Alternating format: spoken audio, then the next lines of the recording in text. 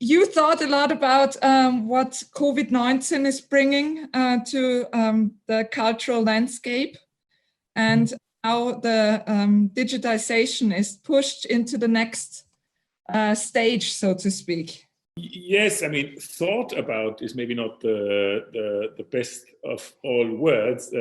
We are living it. It was not so much a question of thinking. It was a question of living it and of having the opportunity to live it because of being quite prepared also. Yes.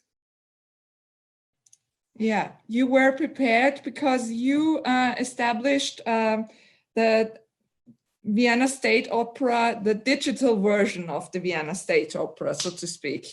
Yes, so it's, I mean, open it up to the public.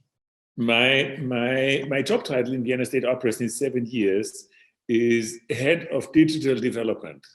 So I think it's the only opera house, as far as I know, and I know quite some, that has this kind of also consciousness, or that developed that kind of consciousness. When Dominique Meyer hired me, recruited me in February or beginning of 2013, we sat together and talked about what could that be, digitization in a cultural institution. And our first big project was to make ourselves independent in media production and distribution. So build in all the technological requirements to capture and to distribute premium content. That was one huge project that we did. And then step by step, several others. One was to equip every seat and standing room, about 2,100 in the house, with tablet computers. So every guest in our house has a tablet computer in front of him, where she or he can subscribe to our newsletters, where they can read along, cast and information on the piece or on the house, where they can order their refreshment for the interval, where I can welcome every single seat or standing room with a personalized message, and where they can read along subtitles in 8 languages then during the show. And our latest project was to look into the mother of all things in classical music, which is the score, and to look into options and technologies to provide all the approximately 500 people in our house who are working with scores with an up-to-date instrument, which is digital scores.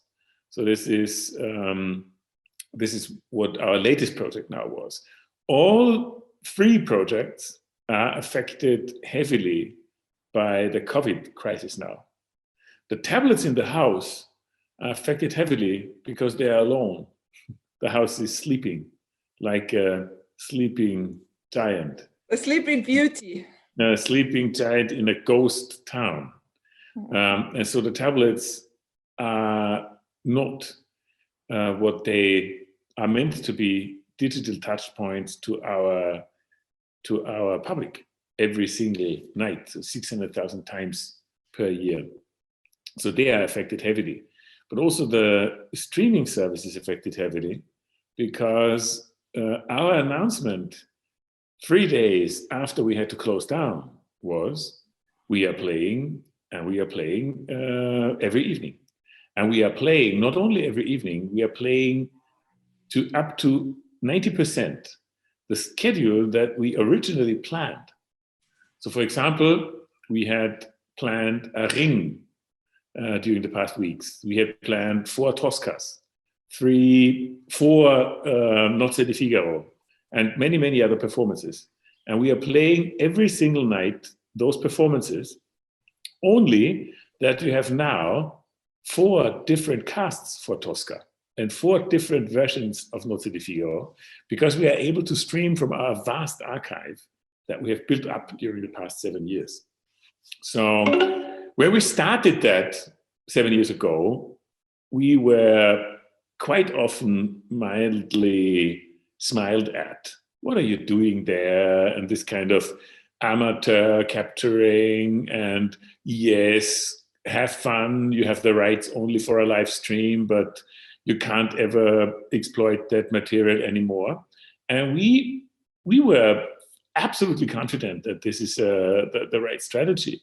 And as you know, I mean, I was guest often in conferences and on panels, also in Salzburg, happily enough. And I always again, we said, look, yes, at this time we have the rights only for a live stream, but there might be other times. There might be a change in copyright laws, or we didn't ever think of a crisis like now.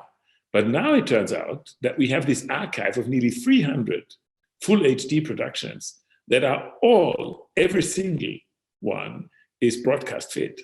And now we are able to really open up these archives, to stay in touch with our customers and our guests.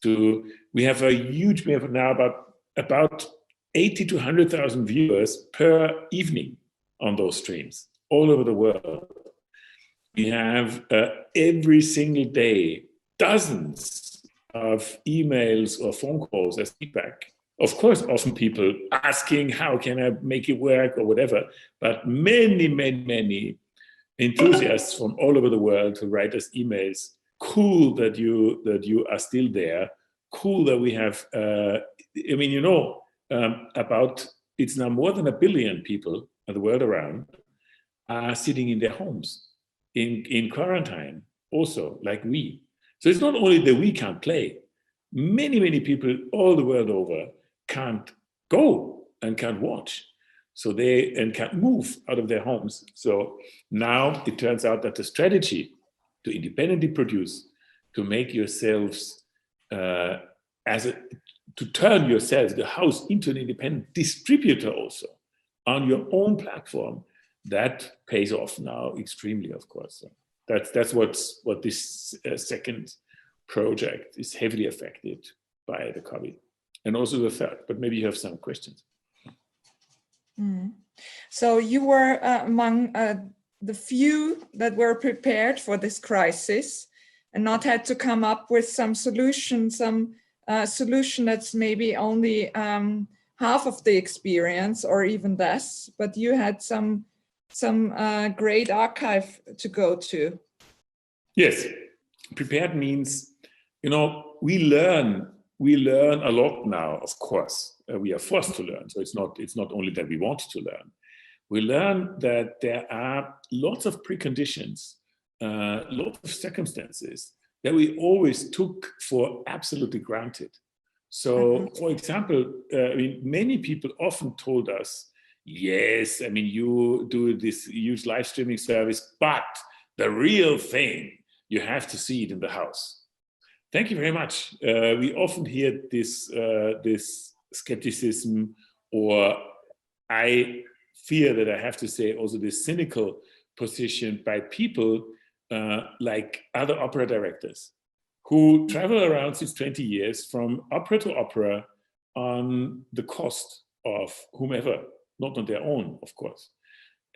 Always having the best seats, and always, only choosing the most interesting performances. But for many, many people, this doesn't hold.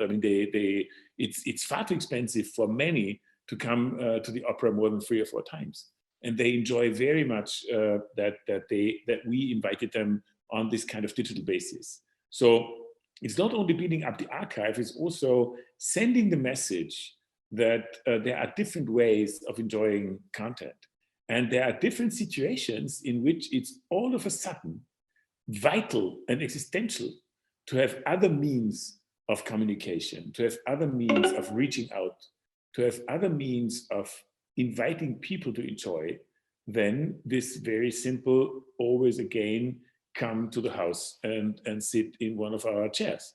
Because this is anyway only a program for the very, very few, and never for the many. So this is one point that I would say that we have learned. Another point that is now affecting us heavily is that we always also, I don't think that anybody really made themselves conscious of how dependent we are of this constant flow also of material. For example, music scores. So this is the second project where we are heavily affected now, of course. Music scores. In our case, it's the music library, as in universities, conservatories, orchestras, concert halls, operas all around the world. The music library cares for the music that the musicians and all the singers and everybody in the house, in our house, about 500 people who works with scores, that they have their scores. The music library is closed. So not only the house is closed, also the music library is closed. So also the people who needed now scores for their work, they just don't get it. So where to get it from? All the music shops are closed. I mean, they are closed now because of lockdown, but 90% of all music shops in Germany have been closed during the past 15 years. 90%, it's only 10% that survived. So only the bigger cities there is a shop. So then the internet, but most of the publishers don't really run, practical or user-friendly online shops. They just don't have it. And if yes, they have to send around huge amounts of paper. So this whole system of how can I work with music is now at a total lockdown too.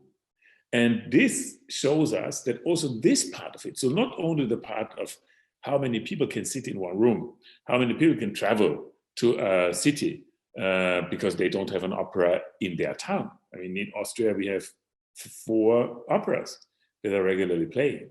That's it for 8 million people and small, but still a country. So you have to travel.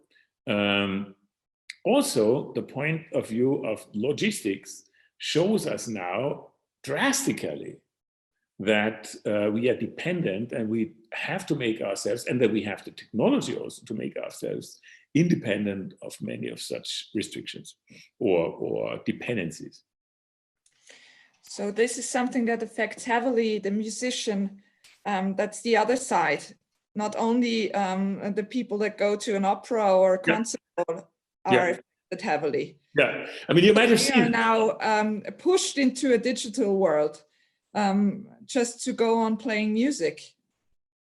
Yeah, so you might have seen there are some very funny projects of some chamber orchestras or orchestras that play works from home. So everybody sits at home. So I saw that on some Facebook posts or wherever you know. Copenhagen, for instance, did it. Copenhagen, for example. Copenhagen, yeah. So, but now imagine that they would use digital scores on a collaborative basis and on a master file. So the music library could provide them with music where they can share their annotations and where they can play on a material that they can really work on. So I think that, of course, this is the fun part of it, but the not so fun part of it is that also after this crisis, we will not come back to before the crisis. Yeah. So, for example, this conference now is a good example of that it does such a format does not really work online. It's nice, it's fun that we do it. I'm very happy that we still do it. But of course, the point of such a conference is also to sit together, to meet each other, to update each other, to get in touch with people that you've never seen, and to what is often called networking, which is not a very nice word for this kind of socializing, for this kind of getting together and getting familiar with each other. So some formats can, of course, not be completely replaced. So I think that we soon will also again travel to such a conference like in Salzburg. But many other meetings that I had during the past 3 weeks, 2 or 3 weeks, I'm very sure that we will continue doing these meetings as we did it now, with this kind of Zoom, with 6 people, 1 sitting in Basel in Switzerland, 1 in Letland, 3 in Vienna, 2 in Salzburg, whatever. So that will work very well. And this means also that I think that also the musical world will have to change. And you might remember that during the past year, at least, after Greta Thunberg really got very famous and kicked off this discussion, there were lots and lots of voices now asking for this mad travel circus of classical music to reconsider where it is really important to travel. So, or where it is really important to collaborate on a piece, like traveling to rehearsals 10 times before you perform. Like in our house, in Vienna State Opera, we had a huge ensemble. So we had many, many rehearsals for operas where nobody would have to travel. This will change now. So the new direction, the new management that will take over on July 1 has already reduced the ensemble. So they are relying far more on guests, on people coming in. So then you have, for one production, you have maybe, say, 10, 15 people for one production out of 50 that are traveling at least 5 times or 6 times, maybe 10 times to the rehearsals from Paris, from Rome, from New York, from wherever, Munich at least, yeah, Berlin, wherever. So they fly in there. So this will change, but it will change if we now learn the lessons that COVID is forcing us to learn, like make yourselves independent also on the digital technologies. So like maybe not only Zoom, but we have to develop our own, I think, platforms to do this. And we have it already, but we can develop it further. And also with the collaborative music, so scores. So I think we will not come back to the time before, and we will have quite some learnings that are improvements in our workflows. And also, I mean, the schedules of the musicians are so tight by now that it's also a psychological thing. I mean, if you can just prevent yourself from sitting on airports 50% of the time, I think it's also a good thing. Of course. I mean, this is from many aspects. It's a very, very, very good idea now to look very closely into what can be replaced and what can be where we can find alternatives to this mad circus of traveling, and to this mad circus of sending around dozens and dozens and dozens of trucks full of paper only in Austria for the music. So there are lots of aspects that will definitely change. Yeah. So maybe we also have musicians in the panel here that are viewing our discussion now, and maybe somebody would like to raise a question. We'll see about that. Do you maybe have some numbers about how the digital opera hall is now for free? So you could watch the Vienna State Opera for free, right? Yeah. And do you have numbers of how many subscription pieces you have? Yeah, of course. So we had before, you have to know that Vienna State Opera doesn't have, until now, doesn't have a marketing department. So the whole development of our platform before March 15 was depended more or less on an organic growth through very smooth digital marketing. Still, we had about 150,000 registered users, of which about 10,000 regularly bought content. It was payable, as you say, and about maybe at any time, say something like 1,500 subscribers, up to also 2,000, 2,500 subscribers at the best moments. Now, starting with the 15th of March, from between 15 and 28th of March, we had 165,000 new registrations. So it's people that really go through a registration process. And we are now distributing on our platforms an average of 15,000 streams per night, plus approximately 30,000 through our Chinese partners platforms in China and Japan. So if you now calculate, we know from the communication with our patrons that it's an average of 2 people watching, maybe not quite, but say it's 2, just for the sake of making it easier to calculate. And you can also calculate it by 1.8 if you want, if you're quick.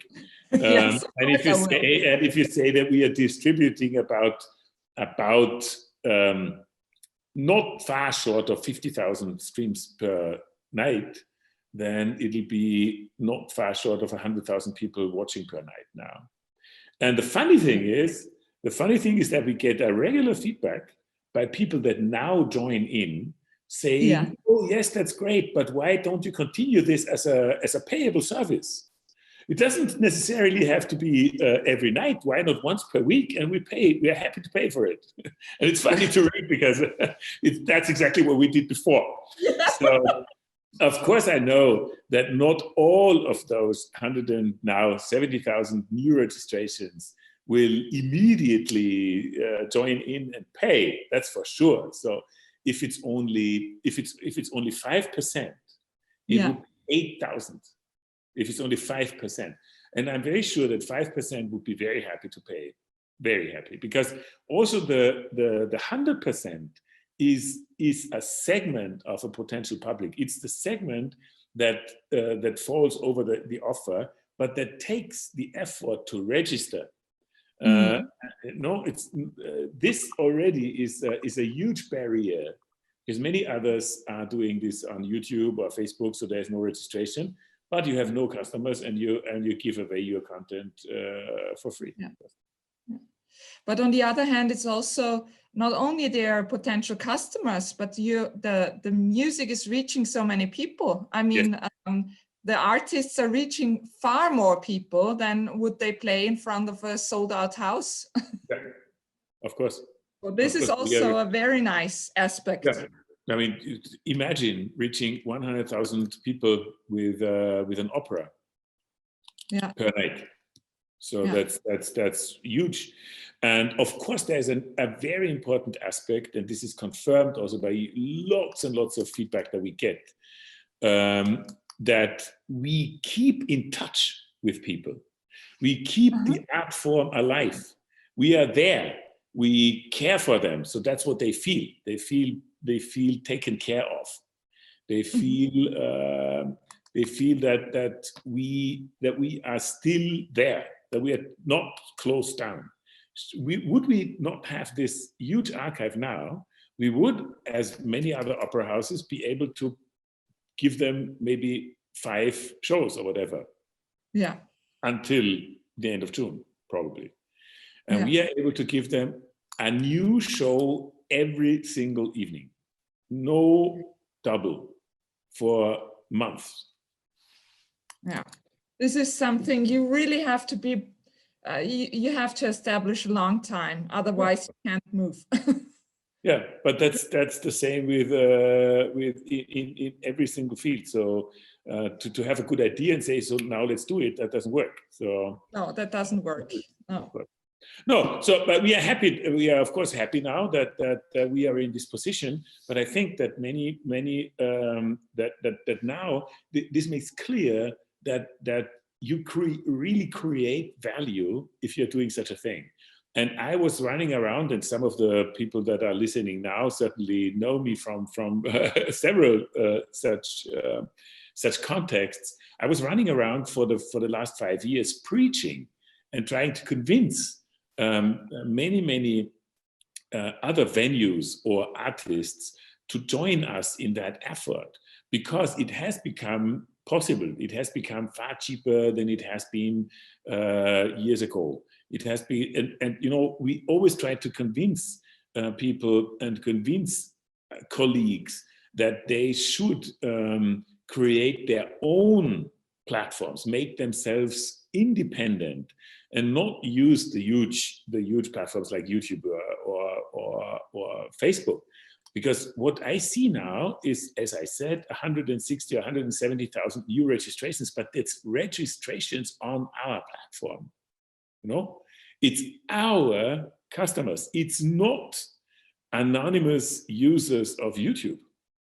And the content is ours. I got a very funny message today from an Italian user who said, I am not anymore using your service because I cannot download your streams. I have to do it by screenshots. And this is far too slow.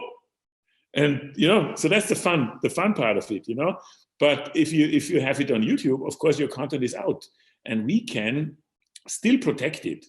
And we can, if you want, go back to a payable service on the push of a button.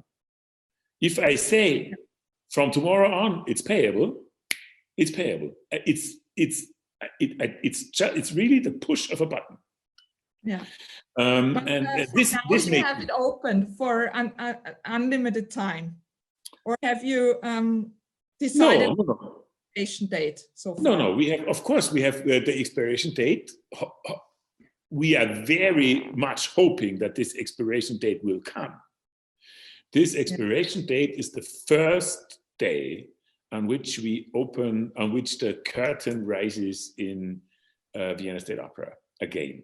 Okay. So this is the day where the free service is over. And this is also what we tell people. So this is what we communicate. Mm-hmm. We say it's free for the time being. As soon as we are able to play. Yeah. So I'm very thankful that you could join us today.